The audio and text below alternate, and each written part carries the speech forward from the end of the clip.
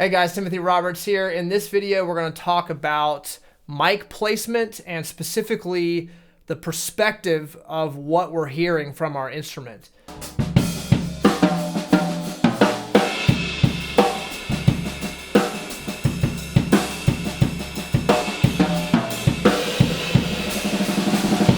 This instrument changes, the sound of it can be perceived differently based on where we're standing.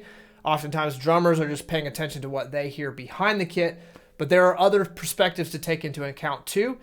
So in this video, we're gonna do a playing example of this kit, these cymbals. So the first mic placement is gonna be behind me, and the last one's gonna be about 25 feet in front of the drums. And we're gonna listen for how does the sound change?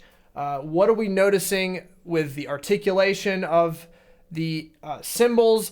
The articulation of the drums, are they perceived as higher or lower based on where the mics are? There's a lot to talk about here, but first let's take a listen and see what we think.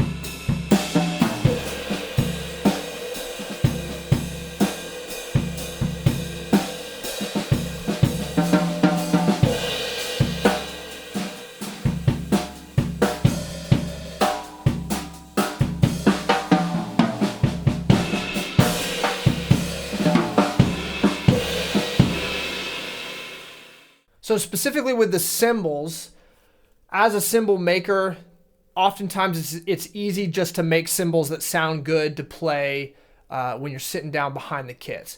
And oftentimes this means making thinner cymbals, cymbals that wobble a little bit more because they're going to be darker, lower pitch. They're going to come across as less shrill. They're not going to hurt your ears as much when you're playing them.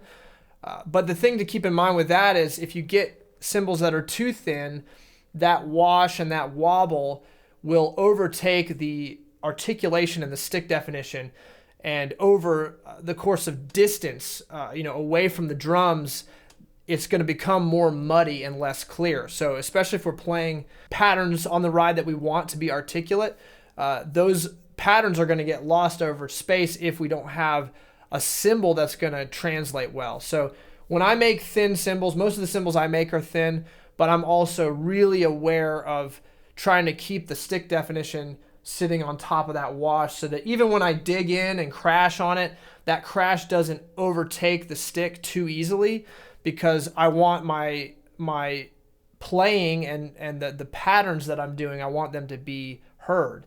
And especially if we start talking about adding instruments or playing in an outdoor venue where there's audience members sitting 30 or 40 or maybe even 50 feet away from the band, I want to make sure that that stuff is still being heard over that distance. So it's a balancing act. Obviously, we want to be inspired by what we hear sitting behind the kit, but we're also here to do a job and here to serve the music. Now with drums, drums are a little bit easier to explain how to approach this concept. A lot of guys that play rock and roll or maybe CCM or folk Americana music will have their drums tuned really, really low because they want that deep, thuddy, kind of dry and dead sound. With this kit in particular, these are tuned into more of a jazz range. And when the mics are behind the kit, you can really hear a lot of the tone. A lot of times if you want your drums to punch, You want your drums to have a lot of fatness and roundness. You want to make sure you're not tuning them too low.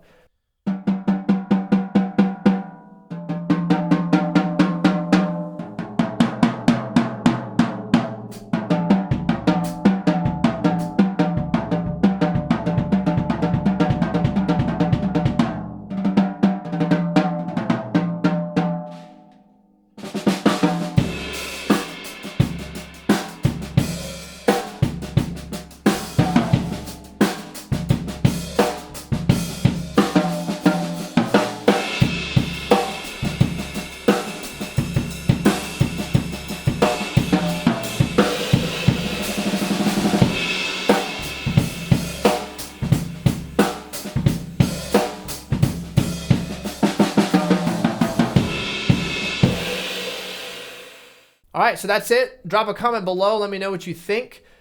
Do you like to think about these concepts when you're putting together your rig? I like to call it mixing yourself. So the idea that we're going to play, obviously we want to be inspired, like I said before. So we're going to play in a way that we want to hear it from our perspective, but we also can add a little bit of playing for the audience perspective. We can take the parts of the drum kit that are tuned really low and we can dig in a little bit more to get them to translate a little clearer. And then the instruments that are high pitched, like our cymbals, our snare drum, we can play those with a little bit more nuance, knowing that translated out, we want to create a cohesive, balanced sound. So drop a comment below, hit the subscribe button and the bell if you hadn't, and keep an eye out for the next video. Thanks, guys.